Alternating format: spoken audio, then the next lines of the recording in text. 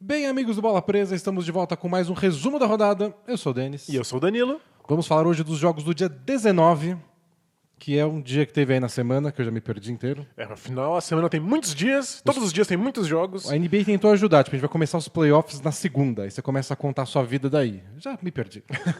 Não tem como manter controle, Por né? sorte, eu lembrei que hoje é quinta-feira, ontem, assim, pra começar a planejar, tipo, amanhã tem que gravar o podcast. Além de gravar o resumo da rodada. Ou seja, a gente tá gravando o resumo da rodada e lembrando que a gente é um blog, bolapresa.com.br, e a gente grava um podcast às quintas-feiras que vai ao ar às sextas-feiras no Spotify, no seu agregador de podcast favorito. Então a gente tem que assistir 4 jogos, gravar o resumo da rodada e gravar um podcast hoje. Algum jogo vai ser sacrificado hoje. A gente vai ter que ver reprise depois. No altar da vida, a gente vai sacrificar algum jogo. Mas vamos lá, não vamos demorar, porque a gente tem 4 jogos pra falar, porque é assim que é a primeira rodada da NBA, tem 4 jogos todos os dias. Estou enlouquecendo. E o Clippers também. Porque o Clippers perdeu do Dallas Mavericks depois de quase perder o primeiro jogo. Dessa vez perdeu de verdade, o Porzingis não foi expulso. O Doncic quase foi, por faltas. Isso, Não quase por- que ele foi eliminado com 6 faltas. Mas mesmo com problemas de faltas do Doncic, deu Dallas, a série está empatada em 1-1 e é mais um favorito que tá aí preocupando. A gente já falou ontem do Bucks e do Lakers perdendo os primeiros jogos das suas séries. O Clippers agora tá tremendo nas bases. Pois é. E aí, você acha que foi um jogo de verdade, assim, que dá pra achar que vai se repetir toda vez, que é uma ameaça real pro Clippers? Então, eu acho que talvez essa seja a maior preocupação pro Clippers. Não foi um jogo de verdade, foi um jogo difícil pro Mavs. Foi um jogo que as coisas aconteceram pro Mavs de maneira pouco ótima. As coisas não estavam otimizadas. Eles tiveram que lidar com o Doncic menos tempo em quadra. Eles tiveram que usar o Boban com muitos minutos. E mesmo assim, as coisas deram certo. E eles lideraram o jogo inteiro. Eles fizeram o que o Clippers fez no primeiro jogo. O Clippers abriu 18-2, né, no jogo 1. E logo depois o Dallas empatou. Dessa vez foi o Dallas que abriu 15-2 logo nos primeiros minutos. E aí depois o Clippers chegou mais perto, a vantagem não ficou gigante a partida inteira. Mas o Dallas manteve o controle e no finalzinho conseguiu abrir 15, quase 20. E aí o Clippers ameaçou uma última sequência no final, mas não deu em nada. Não teve chance. E eu imaginava, por exemplo, o Mavs ganhando um jogo contra o Clippers, em que o Seth Curry fosse enlouquecido na linha de 3 pontos e metesse 9 bolas de 3, e aí você fala, também contra esse ataque. Mas não foi. O que a gente viu ontem, por exemplo, foi um Seth Curry assumindo o papel do Doncic, chamando jogadas, batendo pra dentro. Ele fez uma bola de 3 pontos. Acabou o jogo com 15 pontos. O esquisito do jogo foi realmente essa atuação do Curry, não só como arremessador, e a do Trey Burke. Trey Burke foi espetacular. Me orgulho de já ter elogiado o Trey Burke outras vezes. É verdade, você insistiu de quão essencial seria o Trey Burke pros Sixers. Depois a gente falar dos Sixers, e olha como fez Como falta o faria Trey falta. Burke. O Trey Burke mostrou um novo lado dele, especialmente nesse jogo contra o Clippers, que é jogar no mano a mano. E ele conseguia bater os defensores do Clippers dele nas jogadas individuais. E isso criou espaço que o Mavs precisava, especialmente quando o Doncic não estava em quadra. Então, o esquisito foi o Curry e o Trey Burke jogarem assim, mas não dá pra contar como, esse foi o jogo bizarro do Dallas, porque os dois estavam substituindo o Doncic. Exatamente, que essa é a parte bizarra. Né? Então, foi um bizarro contra o Dallas, e mesmo assim o jogo esteve sob controle o tempo inteiro. E a gente sabia que o Porzingis, por exemplo, pode ter uma atuação espetacular. E não foi o caso também. Foi um bom jogo. Foi um bom jogo, foi um jogo digno. Ele ainda tem questões na defesa, mas é um toco que ele deu na partida. Virou um contra-ataque perfeito e bolas de 3 pontos do Tim Hardaway Jr.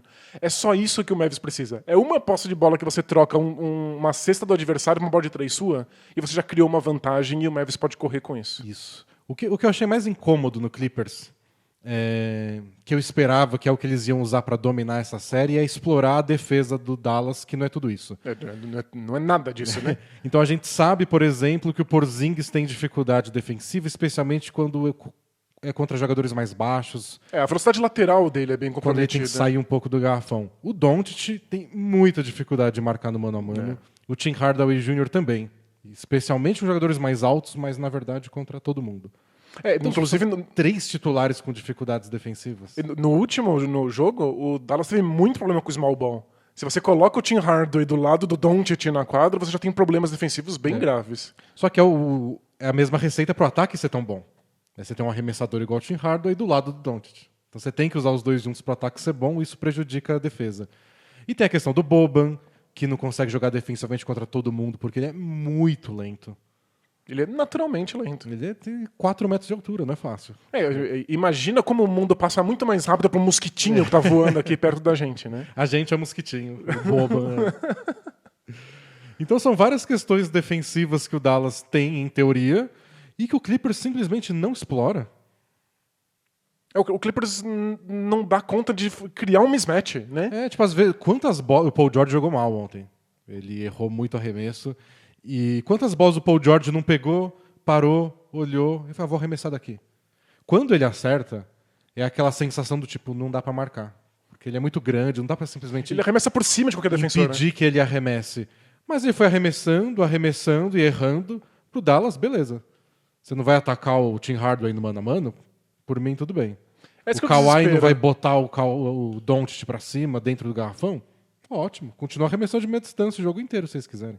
O Clippers poderia escolher quem são os defensores que eles atacam. Eles poderiam criar as jogadas, não necessariamente um arremesso livre, porque não é característica do Clippers mesmo. Mas eles poderiam escolher quais são os duelos individuais. E eles não fazem isso.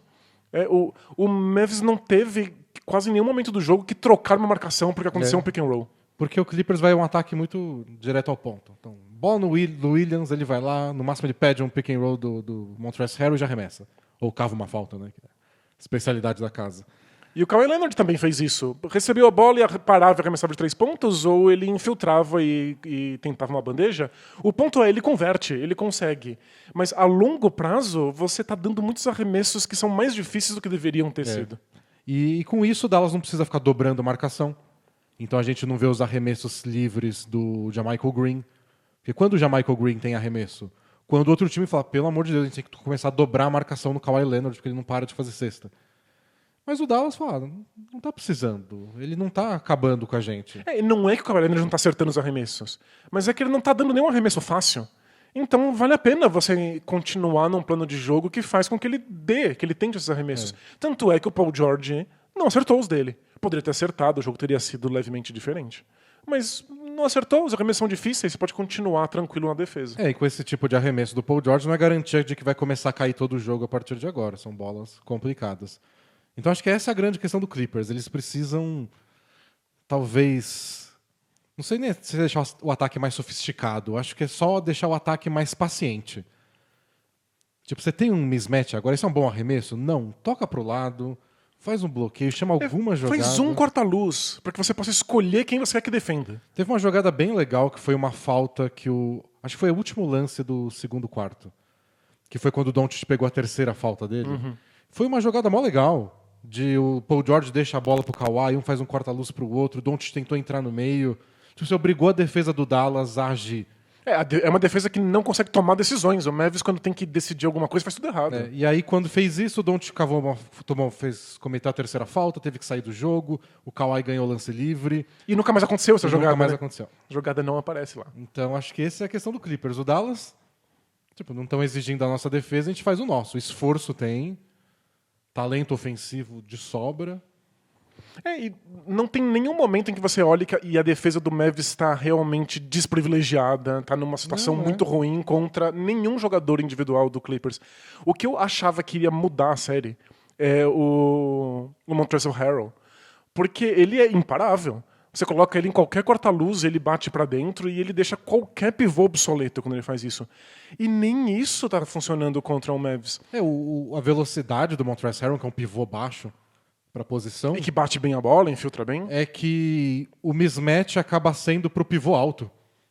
Ele é tão veloz e tão bom em cavar falta, em receber a bola em velocidade, em movimento, que você acaba sendo obrigado a botar um cara mais baixo para pelo menos conseguir acompanhar ele em quadra. O que o Mavis fez é o contrário. Toda vez que o Montrezl Harrell entra na quadra, o Boban entra também. E o Harrell não consegue fazer ponto em cima do Harrell e o Boban faz ponto em cima dele. Exatamente. O que a gente vê é o Montrezl Harrell não tem um arremesso de longa distância, então não faz sentido. E o Boban fica recuado, ele fica perto do aro e aí ele força o Montrezl Harrell a ter que fazer um arremesso em cima de um possível toco dele. Então, mas geralmente o Harrell pega esses caras que ficam embaixo da cesta e fala: nem tô enxergando você. Eu vou pra cesta de qualquer jeito, me segura e eu vou gritar depois. Isso, ele contorna e berra. E aí ele toma falta atrás de falta. Ele acho que ele é um dos 3 jogadores do Clippers que bate mais de 6, 7 lances livres por jogo. Nessa série, não, tá bem discreto. E é isso. E aí o que a gente tem é um Mavs que consegue abrir mão da defesa para ter um ataque fantástico, e essa defesa que eles estão abrindo mão é suficiente para dar trabalho.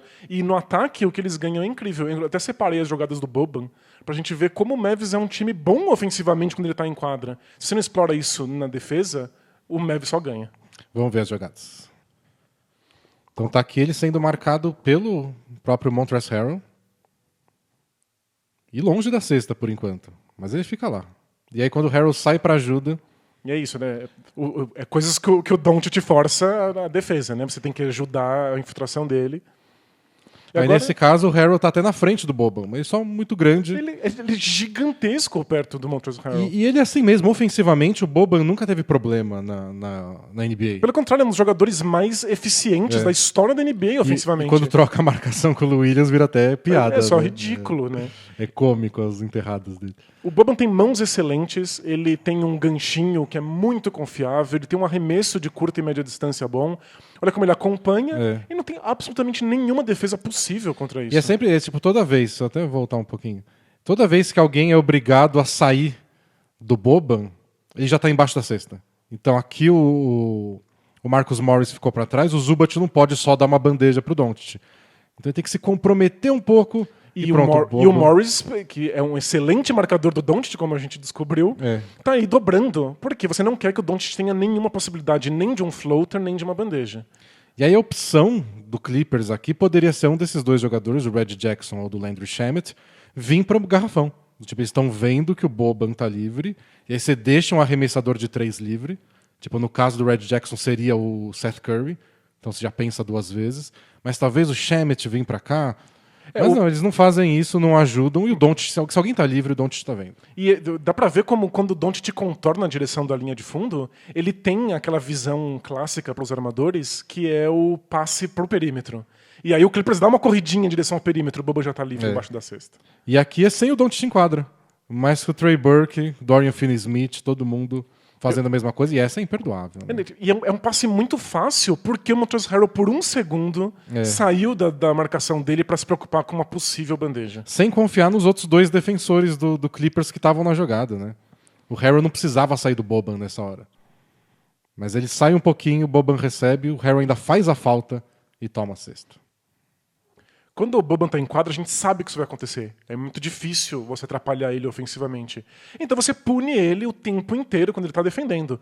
Como o Clippers não tá escolhendo os desafios, a gente não viu o Boban tendo que marcar no perímetro. Ele não foi forçado a defender o Kawhi Leonard em nenhum momento. Ele marcou o Montrezl Harrell tem que bater pra cima dele e isso ele consegue atrapalhar. Outra parte curiosa do jogo foi quando o Clippers... que estava sem o Patrick Beverley, que sentiu uma lesão, foi um desfalque importante. Sem dúvida. Mas o Clippers, que é o time que se orgulha de ter os melhores defensores de perímetro da NBA, Kawhi Leonard e Paul George, apelou com aspas, assim, porque não é uma vergonha, é um plano de jogo, mas apelou para uma defesa por zona para conseguir parar o Dallas sem Doncic. Não, isso é ligeiramente vergonhoso, né? Virou piada no Twitter, até porque nos Estados Unidos tem muito essa visão de que... Não só nos Estados Unidos, é só lembrar da famosa frase do nosso armador Nezinho, falando da zona covarde do adversário. Como se a defesa por zona fosse você dizendo que não consegue marcar o adversário no mano a mano. De certa maneira tem no imaginário essa coisa de que você marca por zona quando você não sabe jogar defesa. Você não consegue parar no mano a mano, então você tem que apelar para uma coisa universitária. E o Raptors está aí para mostrar que não é bem isso. Ganharam o título assim, não estão bem satisfeitos com essa vergonha. Mas a vergonha de ser campeão, né? Mas o Clippers é um time que não costuma usar isso. Porque não precisa, porque eles têm marcadores individuais excelentes. Então, quando o Clippers sai da marcação que eles estão acostumados para uma marcação por zona, quer dizer que eles não estão encontrando solução no formato normal. Não é uma coisa que eles treinaram ao longo da temporada, que eles usam um pouquinho todo jogo. E é o Mavs. O formato normal é muito óbvio. Você pune a defesa medíocre que eles têm. E aí teve um lance do Dallas contra a zona que mostrou que tipo, o Clippers nem estava pronto para isso. Então tá aqui uma defesa 1-3-1. Então tem um jogador lá em cima tentando marcar o armador com mais pressão no meio da quadra. 3 fazendo essa faixa do meio e 1 na cobertura. É um small ball do Clippers, então nem o Harrell tá em quadro, o Kawhi tá aqui protegendo. Esse pixel aqui é o Kawhi. E o Dallas roda um pouco a bola e o Porzingis sai e obriga a galera que estava nessa linha do meio a fazer uma linha um pouco mais alta para marcar esse pick and roll. Olha quanto espaço tem dentro do garrafão nesse momento. E aí o Seth Curry ataca. O que é fascinante. Vivemos num mundo que o Seth Curry ataca a cesta. E o Kawhi, que estava protegendo lá atrás, veio para o lado proteger aqui o Delon Wright. Porém, ele fica tentado a marcar o Curry. Então, quando ele sai para cima do Curry, o Delon Wright muito bem percebe isso e corta em direção à cesta. E aí o Curry dá o passe backdoor, né? E pronto, a defesa por zona do Clippers está quebrada. Agora virou um 2 contra 1, ele passa pro Porzingis. Bem enterrado. Então, tipo, esse foi o apelo do Clippers e o Dallas quebrou rapidinho com 2, 3 passes, sem o Doncic em quadra. E aumentou a diferença que já era aí de 14 para 16. Em resumo, é o Clippers fazendo uma coisa que não sabe fazer muito bem, permitindo ao Mavis fazer a única coisa que eles sabem fazer muito bem. Nesse momento, parece que quem manda na série é o Mavis. É o Mavis quem dita como é que o jogo vai acontecer. Que o jogo vai acontecer na base do ataque e que o Clippers vai atacar individualmente e que o Mavis vai ter espaço para atacar zonas, que é uma coisa que eles conseguem fazer com muita tranquilidade. Então eu acho que essa é a grande questão dessa série, que é o Dallas ditando os rumos dela até agora, mas está 1-1. Agora a série vai para Dallas virtual. Vamos ver se o mando de quadra vale. Vai em conceito para Dallas. Mas assim, tá esquisito pro Clippers. Não tem... A série deve ser longa, eles têm talentos surreais, aí com o Kawhi e com o Paul George.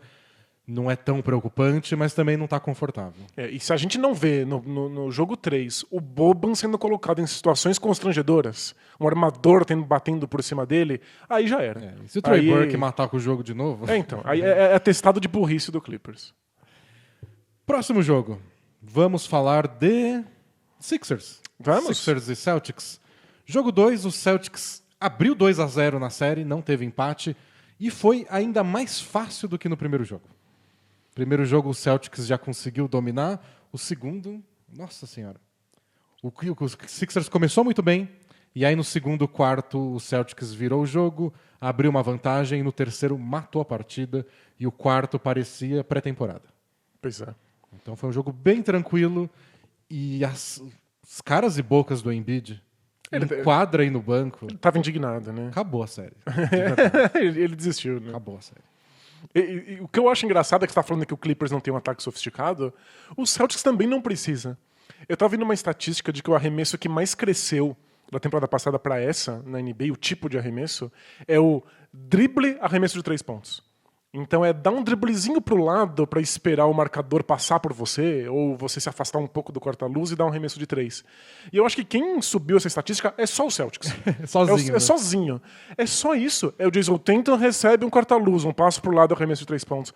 Não dá para ser um ataque mais fácil do que isso, e o Sixers não faz a menor ideia de como responder. E o Brad Stevens, que é o técnico do Celtics, desde que ele chegou no Celtics anos atrás, virou um dos ataques mais legais da NBA, todo mundo fica pagando pau, porque tem várias jogadas, não sei o que lá. O melhor desenhista de jogadas quando tem tempo técnico. E é tudo verdade. Mas nesse ano em especial, o Celtics é um dos times que menos passa a bola. E dá pra ver por quê. Ele não precisa. Você chama um pick and roll pro Kemba Walker, ele passa pelo pick and roll e fala, tô livre, sou o Kemba Walker. É isso. O Jason Tatum ainda tenta vários arremessos difíceis, porque que nem você falou no outro resumo, ele tem fetiche nisso. Ele curte. E ele consegue acertar. Ele não tá pensando na vitória. Ele tá pensando naquele vídeo lindo que vai passar quando ele for no Hall da Fama. Tá fazendo DVD. Isso. Lembra do DVD? Bom, quando ele for no Hall da Fama não vai existir DVD, né? Eu separei aqui umas cestas do Kemba Walker, porque o Tatum foi a estrela do jogo. Fez 30 pontos, meteu 8 bolas de 3, não foi? Foi uma insanidade aí.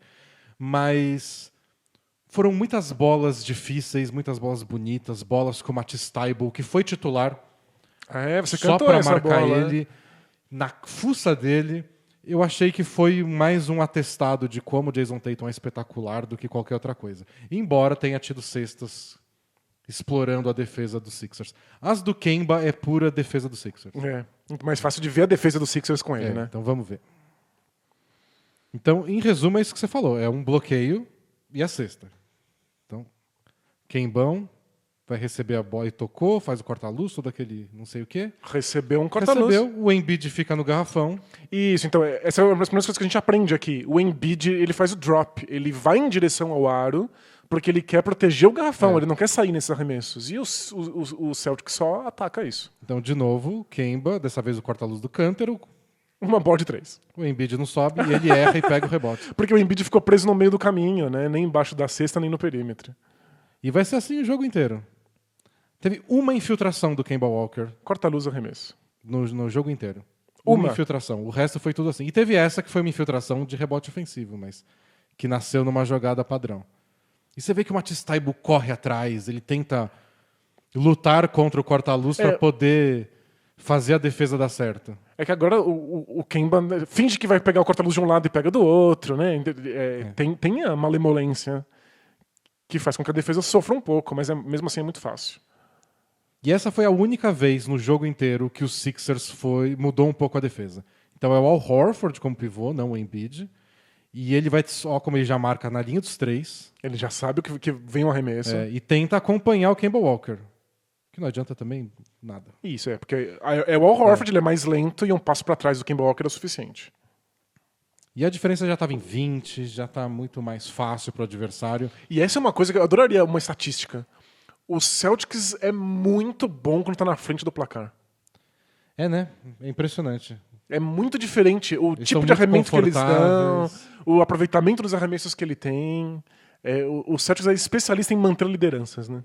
E isso gerou uma rusgazinha entre o Embiid e o técnico Brett Brown, porque o Embiid demonstrou na entrevista toda a frustração que ele também demonstrou no vídeo.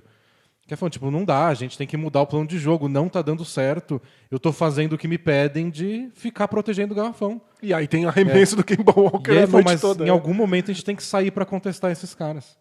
Porque não é só o Kemba que faz isso, não é só o Jason Tatum. O Jaylen Brown pontua do mesmíssimo jeito. É isso, é exatamente a mesma jogada, 3 jogadores diferentes para executar essa jogada. Então acaba ficando muito fácil, muito confortável para os Celtics. Então mesmo que dê certo... Por exemplo, o ataque dos Sixers funcionou no primeiro tempo ontem. Estavam perdendo. O máximo que eles conseguiam é ficar trocando cesta. Quando o ataque deixou de funcionar, porque é o ataque dos Sixers, né? Que é bem disfuncional. Vamos E as bolas de 3 pontos são um fraco. E está tomando muita bola de 3 pontos do outro lado com essa jogada, né? Então não deu certo. O Embiid demonstrou essa frustração. E o Brett Brown, olha... Já era, né? Acho que já era. A gente já comentou aqui várias vezes que nem tudo é culpa dele. Porque é um dos piores empregos do mundo. Só perde para ser técnico do Knicks. Tanto de pepino que enfiaram na mão dele esses anos todos. Mas já é mais uma temporada que a torcida, ou a crítica mesmo, cobra ajustes dentro de uma série de playoff e ele não consegue responder. Mas olha, se ele for demitido, é mais uma vez aí o Brett Brown numa situação em que ele está tendo que se ajustar ao fato de que perdeu um jogador, ele não tem o Ben Simmons. A gente nunca viu ele com um time que fizesse sentido, que tivesse saudável. Perdeu o Jimmy Butler e pagar mais de 50 milhões de dólares por temporada pro Al Horford, que fez 4 pontos, e o Tobias Harris, que fez 12. É muito triste. Tipo, não é tudo culpa dele, mas é difícil sustentar. Ele não está encontrando os ajustes. Ontem, o que a galera ficou indignada, e eu também, foi que o primeiro cara do banco vindo, o Raulzinho, o Alec Burks foi entrar no segundo quarto. O Alec Burks foi o melhor jogador ofensivo deles no primeiro jogo, depois do Embiid. Aí o Alec Burks some da rotação, por quê? O que aconteceu? O Raulzinho não acrescenta nada taticamente nesse duelo com o Celtics. Nada contra o Raulzinho, tenho amigos que são o Raulzinho. Ele é um bom jogador, mas ele não é a resposta que o Sixers precisa para os problemas que eles apresentaram no primeiro jogo. Aliás, o Raulzinho não é nem a resposta para nenhum problema que o Sixers apresentou durante a temporada. O Sixers tem problemas muito específicos, porque é um time muito esquisito. É o pior encaixe possível, esses jogadores. Eles precisavam de um Trey Burks, eles precisavam de alguém que arremessasse de 3 pontos, que criasse o próprio arremesso, que deixasse para trás um defensor. Então, sim, nada deu certo. O Enes Kanter entrou em quadra e pegou um monte de rebote ofensivo. Então nem o Embiid ficar lá embaixo resolveu isso. Mas é porque o Enes Kanter, né? É o que ele faz. É o que ele faz, mas tipo, você tem que tirar alguma coisa. Então você não tira as bolas do Kemba Walker, você não tira as do Jason Tatum, você não tira as do Enes Kanter. Alguma coisa do adversário você tem que falar, isso você não vai fazer. O Sixers fez tudo. O banco do Sixers, que não é tudo isso, e ficou pior, porque o Gordon Hayward está machucado, vai ficar um mês fora. O banco do Celtics, não é isso? O banco do Celtics, desculpa. O banco do Celtics fez 7 bolas de 3. Uau. O Sixers inteiro fez 5. E o banco do Celtics, a grande arma deles era o Marcus Smart, que virou titular com essa lesão do Gordon Hayward. Então os caras que vieram do banco do Celtics não são uma grande ameaça, mas eles sozinhos fazem mais cesta de 3 que o Sixers. Tava todo mundo comentando como a rotação é o grande perigo desse Celtics. Como é um time que ficou ralo, né? Não tem profundidade. Mas até aí, os Sixers têm menos ainda, né? E a defesa dos Sixers, que a gente imaginava que ia ser tudo isso. O Celtics fez 6 turnovers no jogo inteiro. Não tiraram vantagem de nada. É isso, né? E aí nem... não, a gente vai deixar o Celtics fazer qualquer coisa, mas vamos roubar bolas. Mas vamos impedir rebotes ofensivos. Vamos pressionar e forçar. Nada deu certo. Foi uma surra. O time tá cabisbaixo. E se não for uma varrida, é lucro. Nessa situação. A não ser que eles apresentem alguma revolução aí pro jogo 3. Uau, você tá votando numa lavada. Tá muito fácil. E eu não sei que resposta os Sixers vai dar. Que triste. Bom, próximo jogo, Nets e Raptors. Outra série aí que virou... ficou 2-0. O Raptors ganhou de novo. De novo, não foi tão fácil quanto a gente imaginava no começo da série, mas também não foi tão difícil. Não, mas eu acho que é um jogo excelente para quem torce pro Nets. Eu acho que se você é torcedor do Nets, você não tem nenhuma pretensão de ganhar essa série. Você não tem pretensão de ganhar nada na vida, nem bingo. Mas... Você já ganhou tudo naquele dia que o Durant e o Kyrie Irving assinaram. Exato, fique satisfeito. Mas eu acho que foi o dia pra gente entender que o Nets é um time inteligente, que joga direito e que tem potencial. É uma história de vitória, assim como pro Suns foi mostrar serviço na bolha, esse jogo contra o Raptors mostra que eles conseguem bater de frente com times bons, jogar inteligente, eles exploraram a zona, eles tomaram boas decisões. O Jarrett Allen se mostrou um jogador muito melhor do que a gente imaginava. Mais do que no primeiro jogo. No primeiro jogo, o Nets cortou a diferença e jogou melhor quando jogou com 5 jogadores abertos.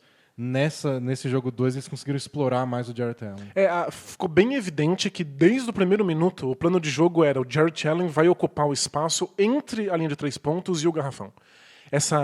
Esse ponto do meio em que as zonas costumam deixar, né? Ele é o falso 9. Exato. E o Jarrett Allen começou a receber a bola aí e bateu pra dentro, deu enterrada e passou a bola. Ele acabou com 5 assistências. Foram 14 pontos, 15 rebotes, 5 assistências, 3 tocos. É muito mais do que se esperava pro Jarrett Allen. Que é o passo de evolução desses pivôs que vivem de fazer pick and roll e pular e correr para a ponte aérea. É aprender a passar a bola, Aprender a passar a bola quando você recebe e alguém fechou o caminho, você reconhecer quem está livre e dar um passe rápido.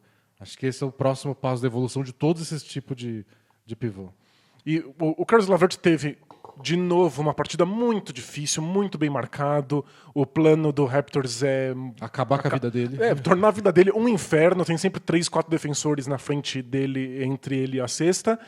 E o Nets se movimentou muito bem sem a bola. O LeVert sempre tinha um passe para alguém. Teve vezes maravilhosas em que o LeVert ficou parado no meio da quadra, com todos os outros jogadores do Nets se movimentando, e eventualmente alguém saía livre e ele encontrava um passe. Até porque o Caris LeVert, no primeiro jogo especialmente, o plano de jogo dele foi sempre atacar o garrafão, que é como ele pontua melhor. Se ele se distrai, ele sai do jogo com 6 faltas de ataque no Kyle Lowry. Dá pra acontecer. Toda vez que ele infiltra, o Kyle Lowry vai lá e bota o corpo. Que inferno aquilo, que inferno. É muito angustiante até de assistir, imagina de jogar contra aquilo. E agora o LeVert está tentando parar antes e dar um floater, e é um desastre. Ele acertou 5 de 22 arremessos no jogo. Mas ele tá achando os passes, isso é legal. E são 11 assistências e nada contra o LeVert. Mas ele não é um excelente passador. Os passes surgem pelo fato de que o Nets se movimenta com maestria sem a bola. Então foi um jogo muito bonito de ver do Nets. Mas é legal quando o jogador mostra isso, do tipo, se a marcação for pesada e se meus companheiros se movimentarem bem, eu vou acho encontrar. Passe. É isso. Eu não sou LeBron de achar passe onde não tem, mas se tiver, eu acho. Acho que isso é bem importante pro Caris LeVert. Até pensando no futuro dele, Ano que vem, talvez ele... Como é que ele vai funcionar com Kyrie e Durant? Talvez ele tenha que ser sexto homem. Ou como moeda de troca, se eles quiserem outro jogador. Não sei. Mas foi legal ver isso do Caris LeVert, esse outro lado dele. Então, pra mim, só boas notícias pro Nets. Eles acertaram as bolas de 3 pontos, movimentando sem a bola. O Raptors colocou uma defesa por zona muito cedo no jogo. E o Nets soube jogar contra uma zona, abriu 14 pontos de vantagem logo no primeiro quarto. O Raptors só foi liderar o jogo com 9 minutos faltando para terminar a partida. E aí dominou a partida. E ganhou com alguma tranquilidade. E aí acabou. Então o Nets não teve chances de verdade, mas jogou muito bem. Para mim, esse foi o jogo do Raptors de favorito, de tranquilo, de time que é campeão e sabe o potencial, que às vezes flerta com o perigo, mas de tanta confiança que tá. A gente brincava disso quando a gente começou o blog, lá em 2007, que o Pistons era assim. O Pistons também era um time muito forte na defesa e que às vezes parecia bocejar em quadra, tava perdendo por 10 e ela, tipo... Tá tudo sob controle. Tá tudo no plano. Nosso plano era estar perdendo por 10 nesse momento. E aí ia lá e ganhava no final. E eu vejo o Raptors assim, nessa série contra o Nets em especial. Agora, quarto período, vamos apertar a defesa? Vamos. E aí toda essa movimentação do Nets não ficava tão livre assim. E lá no ataque eles começaram a meter cesta atrás de cesta. E aí virou o jogo, abriu vantagem. Na última posse de bola, o Nets não conseguiu dar um arremesso. Isso, foi inclusive triste. Foi bacana o fato de que eles conseguiram reduzir a diferença para 3 pontos. E forçaram o Raptors a uma violação de 24 segundos. Foi uma defesa muito boa do Nets. E aí era para eles terem um arremesso para empatar a partida. E não conseguiram dar o arremesso, porque a defesa do Raptors não deixou que isso acontecesse. Isso. E para mim o grande vencedor da série pro Nets é o Jack Vaughn, que é o técnico deles. Porque ele estava como interino, né? Mas já se tornou favorito para continuar no time até para a temporada que vem. Ele deveria. O que ele está fazendo não é um time, é um apanhado de pessoas aleatórias. E todo mundo se movimentando sem a bola, encontrando passes. Olha o que ele está fazendo com o Jarrett Allen. Eu até separei uma jogada para mostrar como ele está sendo bem usado. Vamos ver. Então tá aqui o lance. Ele recebe a bola bem longe da posição dele, né? E é isso, ele deu um handoff, bateu para dentro e olha como ele consegue esperar um pouquinho para conseguir estabelecer a posição e receber um passe. Ele participa da criação da jogada, vai pro pick and roll, e aqui ó, o Kyle Lowry fazendo o trabalho dele de... O pivô não vai receber sozinho. Então ele faz só um tag, que eles chamam, que é só... Você marca a presença no Jarrett Allen, para depois ele vai marcar o Tyler Johnson e dá tempo do Gasol chegar. E olha como tem dois marcadores na bola, né, antes do passe acontecer, mas o Van Fleet ele não está de fato fazendo uma marcação dupla. Essa é a coisa legal que o Raptors faz defensivamente, que estão os dois ali, mas ele já sai correndo imediatamente para voltar para a marcação, para a posição que ele deveria. E o legal é que o passe vem antes do Van Vliet chegar e o LeVert já recebe a bola girando para não dar tempo do Gasol, que foi um pouco lento nessa jogada, de chegar também. Mas é isso, contra o Raptors tem que fazer tudo muito rápido. E olha como ele toma decisões num segundo, assim. Jarrett Allen mostrou que ele é rápido, que ele tem visão de jogo. Foi surpreendente. E pra gente fechar o nosso resumão, teve Nuggets e Jazz. E o Jazz ganhou dessa vez. Não precisou de 57 pontos do Donovan Mitchell. Foi um jogo até bem tranquilo. Logo no primeiro tempo o Jazz abriu. No terceiro quarto passou de 20 a vantagem e nem teve graça ao segundo tempo.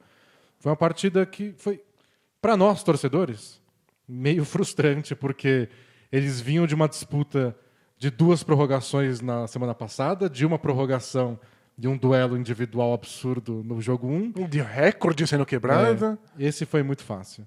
E eu achei que o Nuggets foi bem...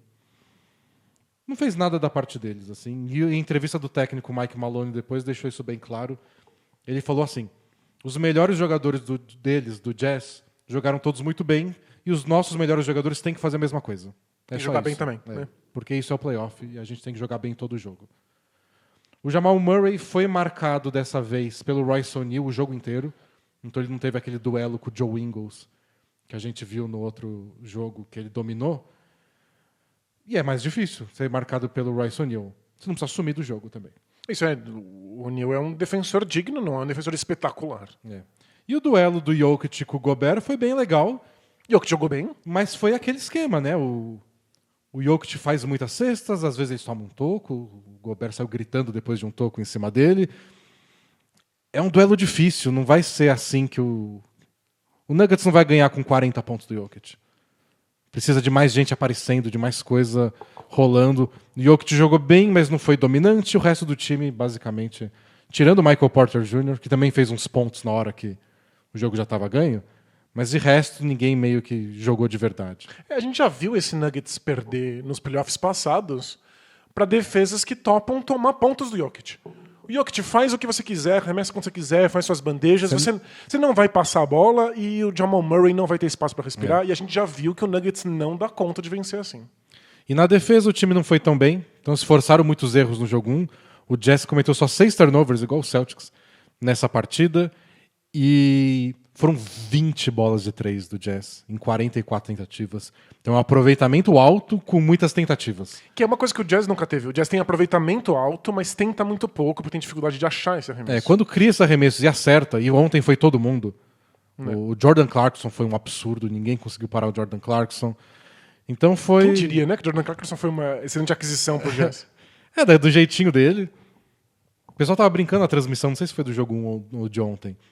Que, tipo, ele recebe a bola, você sabe o que vai acontecer. Isso, ele vai Ele não vai devolver pra ninguém. Não. Mas você sabe quando usar, em qual quinteto, por quantos minutos, Nossa, pra esse Jazz tem um ataque tão amarrado, né? Ontem, muitas vezes, ele jogou ao lado do Donovan Mitchell, mas a bola tava com o Donovan Mitchell. Eu escolho quando o Jordan Clarkson vai participar dessa brincadeira. Perfeito. E Alguém aí... tem que ser o filtro do Jordan Clarkson. Ele não vai ser o filtro dele mesmo. Se é ele e os 4 reservas, ele pega a bola e ninguém mais encosta nela. Você nem lembra que tem outros reservas. Mas achei que foi um bom jogo do Donovan Mitchell nessa função. Porque o Mike Conley até já voltou para a bolha, depois do nascimento do filho, mas está na quarentena dele, deve voltar já para as próximas partidas.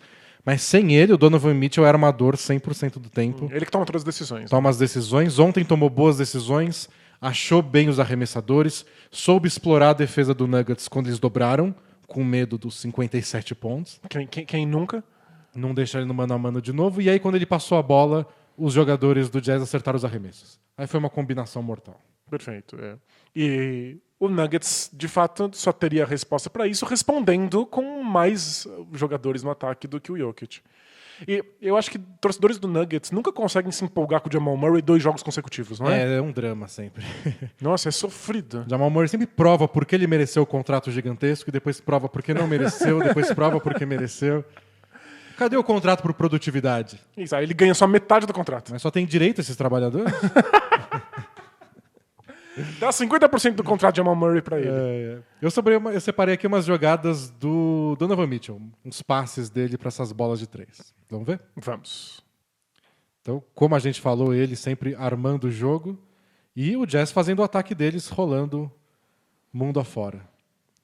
Então, movimentação de bola legal, dobra lá em cima. E ele achar o Jordan Clarkson aqui, eu achei... Foi absurdo. Bem impressionante. O passe fácil era pro Gobert. Ele tinha 2 passes fáceis. Um aqui pro Ingles. Porque você vê o triângulo de defensores aqui do Nuggets. O Porter Jr. dá um espaço pro Ingles. Isso, aqui, o Ingles tem um arremesso que não é inteiramente livre, porque vai dar pra chegar perto, mas é um bom arremesso. Eu tinha certeza que ele ia passar pro Ingles. Mas tinha o Gobert indo em direção à cesta. O Jokic já estava comprometido aqui. E tinha o Michael Porter não estava na frente dele. Quem poderia chegar na frente é o Jamal Murray, que é minúsculo. Mas olha lá na zona morta. O Jordan Clarkson pediu a bola. É por isso que ele vai receber. Você não nega. Ele tá com o braço levantado. Mas o Torrey Craig pulando e o Jokic, que é gigante, na frente dele. E olha o passe que ele acha. Eu achei o melhor passe do jogo. Nossa, impressionante. Aqui já é contra-ataque.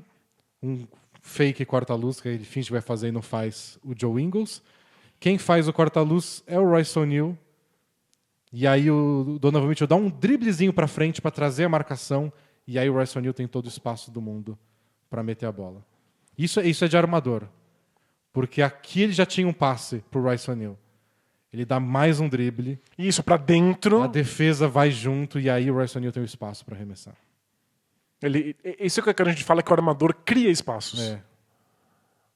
E aqui o ataque não é muito diferente do outro jogo. Que, nesse caso, que é um corta-luz do Gobert para o Donovan Mitchell atacar. Mas dessa vez ele pensa... Olha... Não faz nem Para sentido. com isso. Não faz nem sentido. É aqueles momentos em que você troca uma bandeja por uma bola de 3 pontos no ar. E foi a única bola de 3 do Niang no jogo, e ainda bem que ele acertou. Pois é, pelo menos Então, pra entrar no videozinho. 360 no ar. Então, essa mostra a disposição do Donovan Mitchell em passar a bola nesse jogo, porque é a jogada do jogo 1. E ele teve infiltração. E por que ele não fez a bandeja? Ele tem uma bandeja, quer dizer, uma bandeja contestada, mas sim, inclusive uma bandeja que, ser contestada, pode gerar lances livres. É. E aqui esse foi bem legal também, porque agora o Jamal Murray vem pra dobra, porque não tem corta-luz nessa. Então, em teoria, não teria uma situação pra fazer a dobra. Então vai ser só mano a mano, o Jamal Murray tem que se comprometer do nada com a dobra de marcação. Ele só vai, tenta tirar espaço, e aqui do outro lado o Royce O'Neal vai dar uma andadinha pro lado. Então, é isso que se faz quando você é uma defesa. Você quer deixar um jogador livre, você deixa na zona morta do lado oposto da quadra. É o passe mais difícil possível. Mas ele cria o ângulo, que o Royce O'Neal andou um pouquinho pro lado, e o Donovan Mitchell acha. E ele pula e passa. É um passe muito difícil de ser executado. E, de novo, a gente viu ali um passo pro lado, arremesso de 3 pontos. Não existe mais arremesso de 3 pontos na NBA. Então, achei que o Donovan Mitchell agiu bem para envolver os companheiros, para dar confiança para eles, para achar os bons arremessadores, aproveitar quem estava com a mão quente e também punir a defesa do Nuggets quando eles tentaram coisas diferentes do jogo 1. Esses passes de quadra inteira, de um lado da quadra para outra zona morta, é coisa de Doncic, do LeBron. São jogadores que punem as defesas por se comprometer numa dobra de marcação. E é o que falta pro Donovan Mitchell estar nesse nível. E ele mostrou que ele dá conta. Então o Nuggets tem que achar uma maneira aí de parar o Donovan Mitchell, seja fazendo ponto por conta própria, ou criando para os outros, ou torcer pro Jazz não acertar 20 bolas de 3 de novo. Pois é. Do que pode acontecer. E é isso, pessoal. Esse foi nosso resumão da rodada de ontem. Hoje tem mais. Todos os jogos que a gente teve, tá mesclando. São os mesmos 4, dia sim, dia não. Então tem Lakers hoje tentando se recuperar e não ficar 0-2 contra o Blazers. Vai ser difícil. Olha, se entrar nesse buraco... O Rockets tem que ver se o Thunder vai ter uma resposta, se eles vão continuar atropelando. Então vão ter jogos bem interessantes hoje. Amanhã a gente volta para comentar tudo no resumão.